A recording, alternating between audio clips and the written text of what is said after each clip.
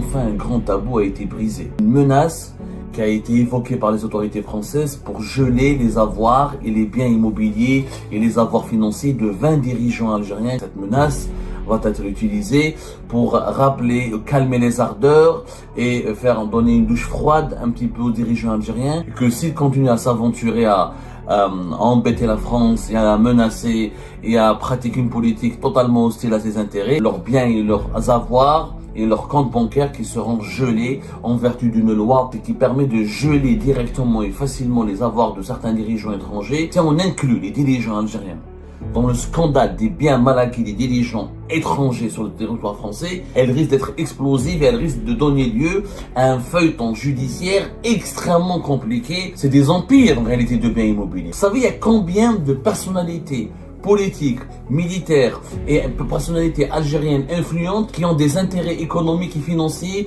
et qui ont des biens immobiliers, des comptes bancaires ou des appartements ou des biens immobiliers, des maisons en France? Il y a 801 personnalités politiques et militaires algériennes, sans compter les militaires. Les militaires, on a du mal encore à les compter parce qu'il y a des généraux à la retraite, et des généraux et des colonels à la retraite, etc.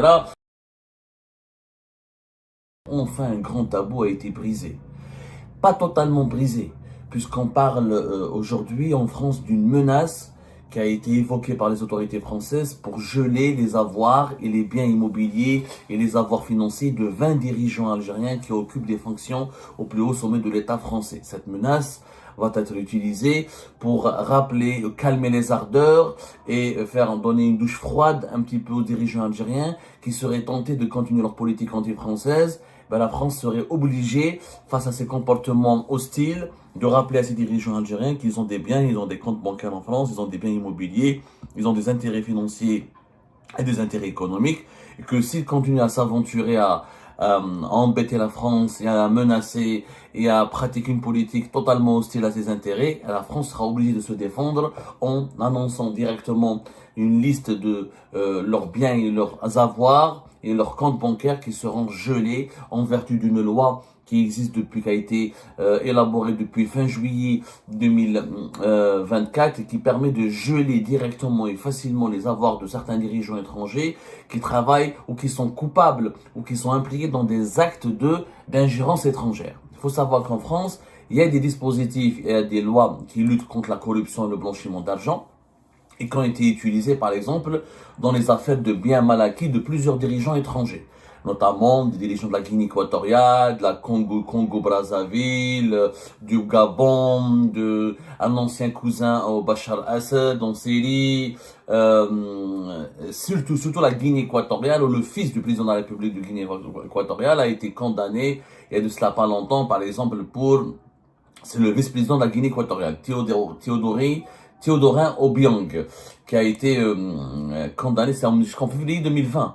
L'affaire a duré pendant plusieurs années, 2015 à 2020 pratiquement, et qui a été condamné à 3 ans de prison avec sursis en 2020 pour ses biens mal acquis, des voitures de luxe, des appartements de luxe, des maisons de luxe ont été acquis en France par de l'argent provenant directement du détournement de fonds des richesses nationales de la Guinée équatoriale. Mais la France ne veut pas utiliser le cadre législatif comment on appelle ça, le cadre législatif et réglementaire de la lutte contre les biens mal acquis, contre les dirigeants algériens. Ça veut dire qu'elle ne veut pas juger les dirigeants algériens pour des blanchiments d'argent, pour corruption, pour transfert illicite de devises. En fait, en France, il y a l'affaire des biens mal acquis, elle risque d'être explosive si on inclut les dirigeants algériens dans le scandale des biens mal acquis des dirigeants étrangers sur le territoire français. Elle risque d'être explosive et elle risque de donner lieu à un feuilleton judiciaire extrêmement compliqué à gérer pour la justice française. Pourquoi? Parce que contrairement aux dirigeants africains, les dirigeants algériens sont beaucoup plus nombreux à posséder des biens et à avoir des intérêts, à développer des intérêts économiques, des intérêts financiers en Algérie. Les dirigeants algériens, c'est pas comme le Congo-Brazzaville, comme la Guinée équatoriale, comme le Gabon. C'est des intérêts financiers beaucoup plus importants et c'est des biens et c'est des empires en réalité de biens immobiliers. Pourquoi? Je vous explique. Alors, les juges français, s'ils veulent juger Les autorités judiciaires françaises, si elles veulent mettre en examen les dirigeants algériens qui possèdent des biens en France, ils devraient d'abord démontrer qu'il y a un détournement de fonds publics, qu'il y a eu du blanchiment d'argent, qu'il y a eu de la corruption. Ce sont des enquêtes judiciaires qui prennent beaucoup de temps. Il faut prendre dossier par dossier, ce qui nécessite des investigations qui prennent énormément de temps, encore une fois. Et dans chaque investigation, il faut faire des convocations, il faut organiser des procès, il faut faire des commissions rogatoires, il faut demander à ces dirigeants algériens, ils vont avoir des avocats, ils vont essayer de contrecarrer, faire des recours pour ralentir les procédures. Donc, ça va être extrêmement long, mais vraiment très très long, ce n'est pas évident. Par contre, la loi de juillet 2024, à fin juillet 2024, dont nous avons parlé tout à l'heure dans notre émission, elle ne parle pas de corruption, elle ne parle pas de blanchiment d'argent, elle parle de lutte contre les actes d'ingérence étrangère. Et dans la loi française, il y a une définition, la loi de l'article L 562-1 qui est entré en vigueur le 25 juillet 2024, il explique qu'il permet aux autorités françaises, notamment au ministère de l'économie et de l'intérieur, de sanctionner les dirigeants, les personnalités étrangères coupables d'actes d'ingérence. Un acte d'ingérence en France est défini dans la loi française comme étant un agissement commis directement ou indirectement à la demande ou pour le compte d'une puissance étrangère et ayant pour but ou pour objet ou pour effet de porter atteinte aux intérêts fondamentaux de la nation. Donc, c'est cette loi que la France voudrait utiliser, selon les révélations qui ont été faites jusque-là, contre les dignitaires du régime algérien pour les empêcher d'utiliser leur propriété immobilière ou leurs biens ou d'utiliser leur compte bancaire pour une période de 6 mois renouvelable. Mais ce n'est pas comme l'affaire des biens mal acquis, c'est-à-dire ce ne sera pas des procès ou des poursuites judiciaires pour corruption, pour blanchiment d'argent, pour recel, pour financement d'activités immobilières ou économiques en France par des fonds illicites provenant de l'étranger, par des fonds publics illicites, par des détournements de fonds publics depuis l'étranger ou dépendent d'un État étranger. Ça va être très compliqué. Pourquoi? Parce qu'il y a un nombre plus important. Avec le Gabon, le Congo-Brazzaville ou la Guinée équatoriale, c'est la famille, c'est souvent, c'est le président, le dictateur, ses cousins, ses enfants et sa famille proche. C'est-à-dire, c'est une dizaine de personnes, pas plus de personnes. Donc les enquêtes judiciaires des autorités françaises sont plus faciles. Mais en France, vous savez, il y a combien de personnalités politiques, militaires et personnalités algériennes influentes qui ont des intérêts économiques et financiers et qui ont des biens immobiliers ou qui ont investi par le passé ou qui détiennent encore dans le présent des comptes bancaires ou des appartements ou des biens immobiliers, des maisons en France. Il y a 801 personnalités politiques et militaires algériennes. 801. C'est énorme. Et ça n'inclut pas les entrepreneurs et les milliardaires privés. Parce qu'il y a des milliardaires et des hommes d'affaires algériens qui n'ont rien à voir avec la politique, qui ne sont pas inclus dans ces 801. On parle de 801 membres de la nomenclatura algérienne qui ont des intérêts financiers en France et qui viennent en France régulièrement. Et ça sans compter les militaires plutôt. Voilà.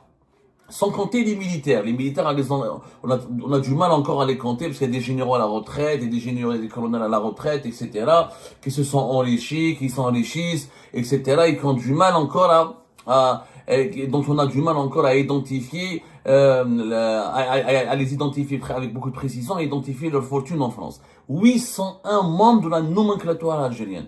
Vous imaginez, ça n'a rien à... C'est l'ensemble de tous les dirigeants de la Guinée équatoriale, du Congo-Brazzaville, du Gabon, du régime syrien, de la Tunisie, de Ben Ali, tous les toutes les personnes, tous les individus accusés, tout le nombre des dossiers collectés par le moment par la justice française dans le cadre des affaires, du scandale des biens mal acquis, n'arrive même pas à 100 personnes.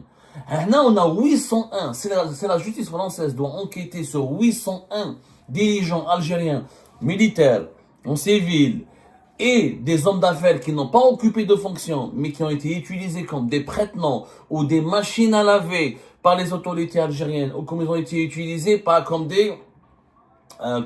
ils ont été utilisés comme des passerelles ou comme des tirelires par des hauts responsables du pouvoir algérien pour investir en France. Parce que les mécanismes du détournement de fonds et de l'argent public en Algérie pour alimenter des patrimoines et pour constituer des patrimoines immobiliers financiers en France et en Europe en général et à l'étranger en général, c'est des mécanismes beaucoup plus complexes que par rapport aux mécanismes utilisés par les dictateurs africains. Les dictateurs africains, ils s'affichent directement. T'as la Guinée équatoriale, le Gabon ou le Congo-Brazzaville, et ils achètent directement des biens immobiliers avec leur nom, avec le nom de leurs enfants. Ils s'affichent, c'est-à-dire ils recourent pas à des montages très complexes. Les dirigeants algériens sont beaucoup plus malins parce qu'ils sont beaucoup plus mafieux, parce qu'ils sont beaucoup plus rusés.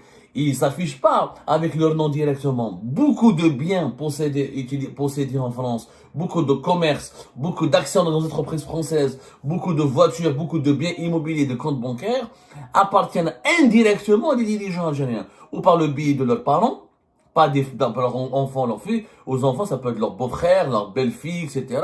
Ou par le biais de prêtements, ou par le biais d'hommes d'affaires. Il y a des hommes d'affaires algériens qui achètent des appartements en leur nom, mais qui les attribuent, qui les offrent par la suite aux enfants des généraux, aux enfants des ministres, aux proches du président, etc., pour qu'ils soient utilisés. Mais quand on fait des enquêtes, l'appartement n'appartient pas au fils du président ou du général ou du ministre, il appartient à un homme d'affaires qui l'a utilisé. Souvent, ce sont des hommes d'affaires, des entrepreneurs qui ont la double nationalité. Ce sont aussi des Français, pas uniquement des Algériens. Donc il y a beaucoup de mécanismes très sournois. C'est rare, c'est devenu rare depuis l'avènement, il faut dire la vérité, depuis le développement d'Internet et des réseaux sociaux, et depuis le développement d'une certaine pratique du journalisme d'investigation. Algérie part en 2017, un peu Maghreb émergent.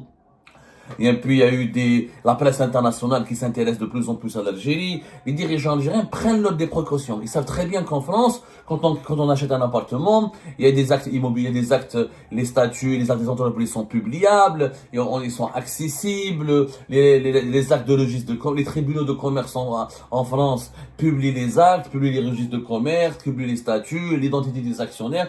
Tout doit être transparent. Le dépôt des bilans, le dépôt des actes constitutifs des sociétés, le dépôt des actes notariés, tout est transparent. Donc, les dirigeants algériens, de premier rang, ceux qui volent beaucoup, ceux qui ont beaucoup de patrimoine, beaucoup d'argent à l'étranger, notamment en France, ils recourent à des nouveaux mécanismes. Ils affichent pas leur identité directement. Ils utilisent des prête-noms, ils utilisent des intermédiaires, ils utilisent leurs parents, qui ne portent pas souvent leur nom, ou leur même nom de famille, des parents lointains. Donc, mais les autorités françaises, les services secrets français le savent. Nous, on le sait. Moi, je suis journaliste français, je suis journaliste algérien établi en France, je le sais. Mes confrères français le savent. Les services secrets, les autorités françaises le savent aussi. Quand vous avez quelqu'un qui, du jour au lendemain, il était vendeur de chaussures, ou là, il était un simple commerçant à Alger, ou là, à Oran, ou là il était un simple cordonnier, ou là il était une simple supérette à Alger ou à Tizi Ouzou, et du jour au lendemain il a 3-4 appartements à Paris ou là à Bordeaux, dans les grandes villes françaises, c'est-à-dire qu'il y a derrière quelque chose. Il est utilisé régulièrement comme une machine à laver. On appelle ça la technique de la machine à laver, c'est-à-dire qu'on utilise une activité légale pour blanchir de l'argent sale qui vient d'activités illégales, notamment le détournement d'argent public ou le détournement d'argent public qui viendrait des caisses d'un État étranger. Le financement public d'un État étranger. C'est de l'argent public détourné en Algérie qui est blanchi par un entrepreneur privé à partir d'une activité en France, et ça permet d'acheter des biens immobiliers ou d'avoir des comptes bancaires en France. Donc c'est très important de comprendre que les autorités françaises, si elles ouvrent le dossier des biens mal acquis de la nomenclature algérienne, ça va être une bombe. Les tribunaux algériens, les tribunaux français, excusez-moi, seront saturés.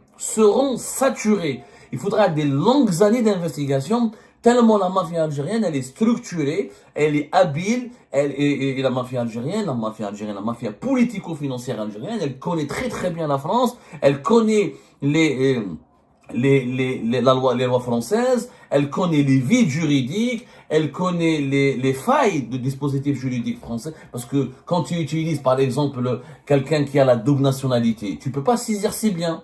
aussi facilement parce qu'il y a la nationalité française. Tu ne peux pas priver ses biens aussi facilement. Tu ne peux pas demander son extradition. Donc la justice française est obligée d'enquêter, d'investiguer. Et on en parlera après. Il y a malheureusement aussi, au niveau français, une certaine complicité.